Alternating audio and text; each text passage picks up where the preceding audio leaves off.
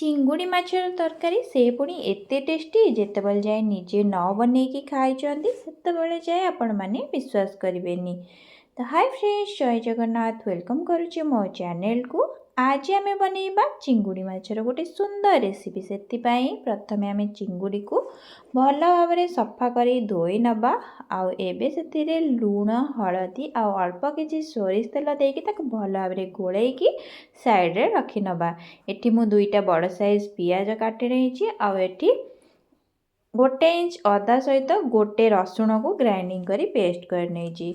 एबे आमे कड़ाई बसई नबा। कड़ाई गरम होला परे सेतिरे सोरिष तेल 2 रु 3 चमच ऐड करी सेतिरे चिंगुड़ी को दे दबा। चिंगुड़ी को प्राय 4 रु 5 मिनिट पर्यंत भाजी नबा। अधिका भाजीबानी, बस 70% चिंगुड़ी हे गले ताको आमे गोटे प्लेट को काढ़ी नबा।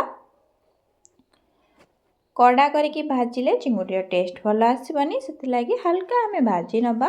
तो बड़का तेल रे आमे एठी आलू को देकी भाजी नबा। आलू एठी देखंतु मैं एई भली काटिकी सेतरे हल्का गोल्डन ब्राउन कलर हैला पर्यंत भाजी नबा। तो एठी हमरा आलू भलसे भाजी गलानी तो ताकू काढ़ी नबा और से कड़ाई रे 2 रु 3 चमच सोरिष तेल दे दबा। सेतिरे दालचीनी, गुजराती आउ तेजपत्र दे दबा।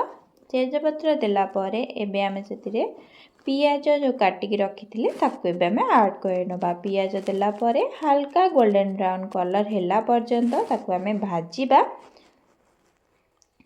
ए रेसिपीटा सोरिष तेल रे बनेले ही तार टेस्ट बहुत भल आसी थाए। तो एबे पियाज हमर हे गलानी तो से टाइम रे हमें अदा रसुणर पेस्ट को ऐड कर नबा और अल्प टिके पानी देकी हमें मसला को कसी नबा। तो ए टाइम रे मु टमाटो गोटे टमाटो एठी ऐड कर नउची, कहीं टिके खट्टा खट्टा रहिले ही भल लागिबो। तो सेति लागी गोटे टमाटो ऐड कर नउची। हाफ चम्मच हळदी गुंड आ गोटे चम्मच लंका गुंड दे दोची। एठी मु काश्मीर लंका गुंड यूज करची। आपण माने राग जो अनुसार खाउथिबे से अनुसार लंका गुंड देबे। तो एबे आमे ताकू कवर करी प्राय 2 मिनिट पई छाड़ी दबा। 2 मिनिट परे टमाटो प्राय तो सिझी आसिलाणी। तो मसला को भल भाव गोलाई नबा आउ पुणी ताकू कवर करी किछ समय कसी नबा। मसला को जेते भल भाव कसीबा सेते टेस्टटा भल आसी थाए। तो एठी मो स्वाद अनुसार लूण दे दोची। लूण देला परे आमे ताकू भल भाव गोलाई नबा और सेतिरे भाजी के रखिथिबा आलू को दे दबा। मसला कसीबा टाइम रे आलू को देले आलू मध्य जल्दी सिझी जिवो आउ लूण भलसे आलू को जिवो। तो सेति लागी आमे एई टाइम रे आलू को दे दबा आउ किछि समय पर्यंत आमे कसी नबा।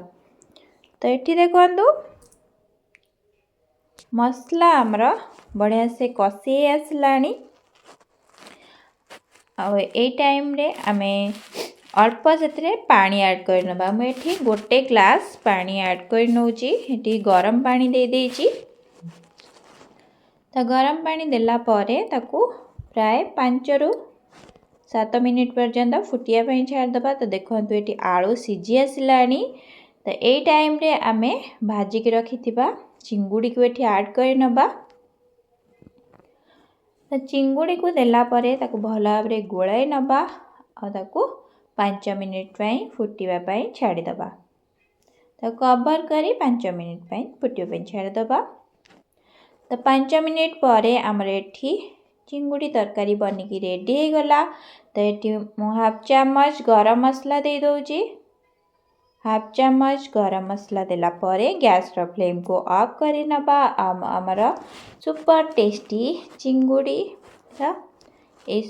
रेसिपी बनिकी हमर रेडी हे गला। आमे भात सहित किंबा रोटी सहित सर्व कले यार टेस्ट बहुत भल लागिबो। तो आपण मानकु वीडियो भल लागिथे लाइक